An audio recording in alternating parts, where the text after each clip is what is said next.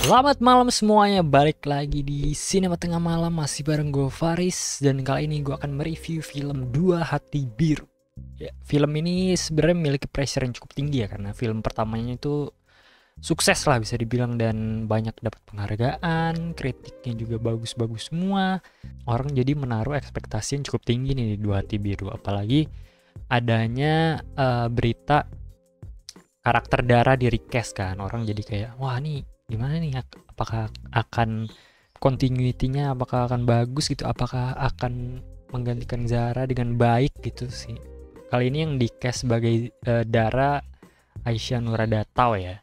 Dan menurut gue kita bahas sinopsisnya dulu kali ya. Sinopsisnya itu sebenarnya berlatar 4 tahun setelah dari film yang pertama. Jadi Dua Hati Biru ini menceritakan kelanjutan kisah keluarga tidak sempurna milik Bima dan Dara dan anaknya Adam yang sudah tumbuh 4 tahun ya umurnya. Jadi udah lumayan besar lah, sudah bisa mengerti lah.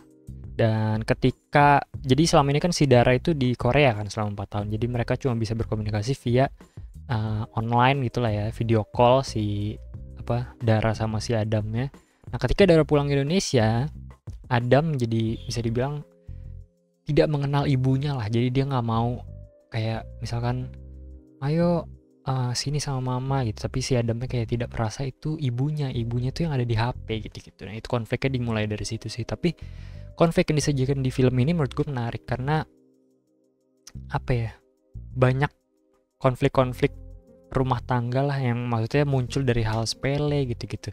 Terus ada juga berasalkan dari ekspektasi atau tuntutan dari masing-masing pasangan. Itu sih yang kayak menggambarkan dysfunctional family di film ini cukup tepat gitu dan sangat baik digambarkan oleh sutradara Gina Esner dan Dina Jasanti gitu ya. Dan itu sih konfliknya menurut gue oke sih untuk film ini karena mereka berhasil menemukan problematika yang bisa dieksplor di pasangan yang tidak sempurna ini. Dan ya itu sih, banyak pelajaran yang bisa diambil dari film ini sih.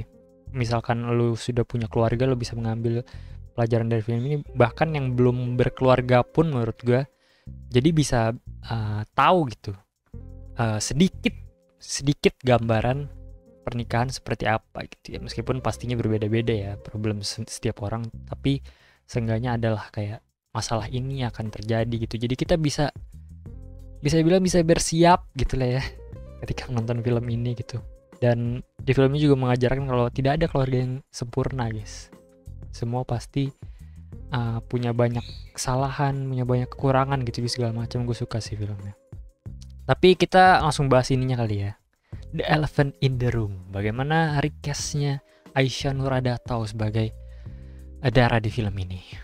Kalau menurut gue gak ada masalah sih. Mungkin memang dari sebelum nonton kayak di recast oke nggak ya gitu. Memang di awal nonton pun gue merasa kayak rada aneh sih secara continuity ya, bukan secara performance atau segala macam. Secara continuity gitu. Kita yang sudah melihat Zara sebagai Dara jadi rada aneh gitu ketika nonton ini Daranya berubah gitu. Tapi seiring berjalannya film gitu ya, nonton dari awal sampai akhir gitu, lama-lama terbiasa juga sih dengan recastnya gitu.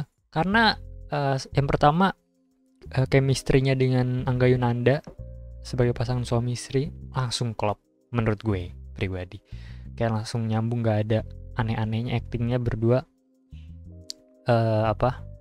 kayak sudah acting bareng lama gitulah, bisa digambarkan seperti itu. Dan lagi performance si Nuradatau juga sih yang mungkin membuat gue nyaman gitu nontonnya, nggak terlalu kayak mikir aneh nih dari kesini, karena performance-nya bagus menurut gue dan juga cocok banget dengan karakter Dara yang ditulis di film ini. Itu menurut saya sih. Jadi kalau dari performance actingnya dia kayak lebih kalem, ngomongnya juga lebih, gue nggak tahu ya, ini kan kita juga nggak tahu versi Zara misalkan dia masih menjadi Dara akan seperti apa. Cuma sejauh yang gue lihat si Nuradatau memerankan Dara, itu sangat cocok dengan karakter yang ditulis di Dua Hati Biru gitu. Karena Daranya di sini itu lebih mature lah, lebih dewasa gitu. Setelah 4 tahun di Korea gitu, dia lebih wise segala macam gitu. Dan banyak kayak momen apa ya, kita bisa melihat kesedihan dari tatapannya Nurdatao ya kan. Kayak dia tanpa berbicara pun kita bisa merasakan emosinya, itu gue suka sih. Jadi recast ini mungkin tidak seburuk itu guys, karena Nurdatao memerankan Dara dengan sangat baik gitu. Dan kemudian yang pengen gue bahas selanjutnya adalah komedinya sih di film ini. The best bro.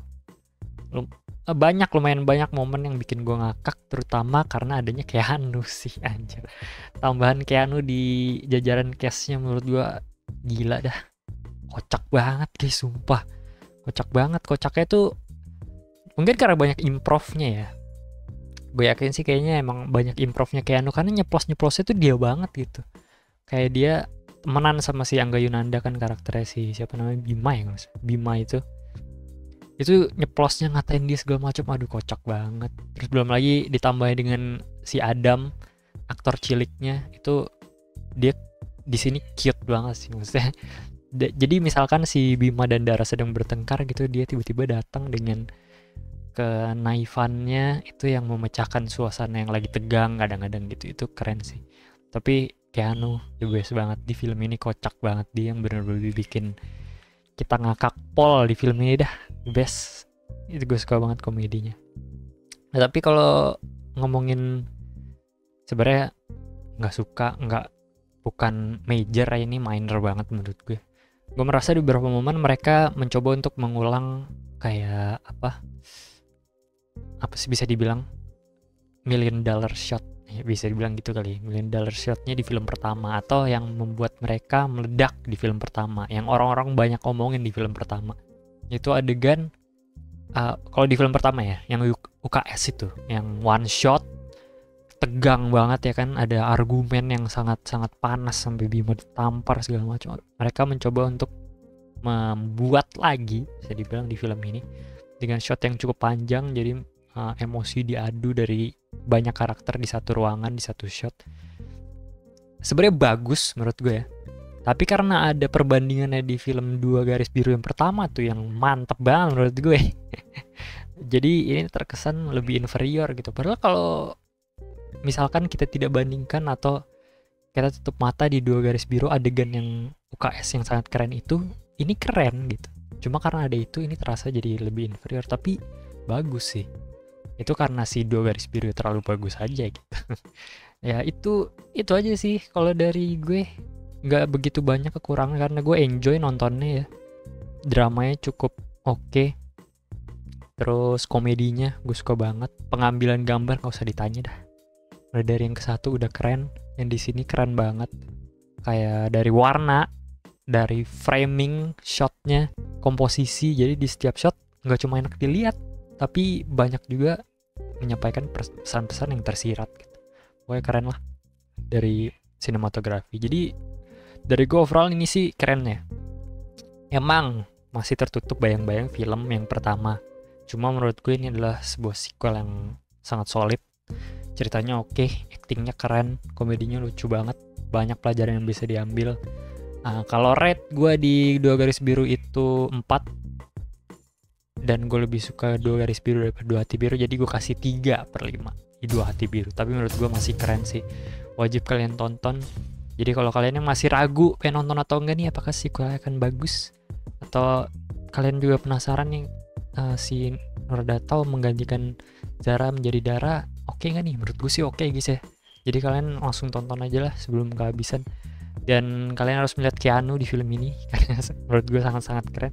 Ini kayak waktu itu dia sempat main di ini ya, bukan debutnya berarti, sempat main di film horor Pak gue apa namanya itu? Apa sih namanya? Keramat 2 ya kan?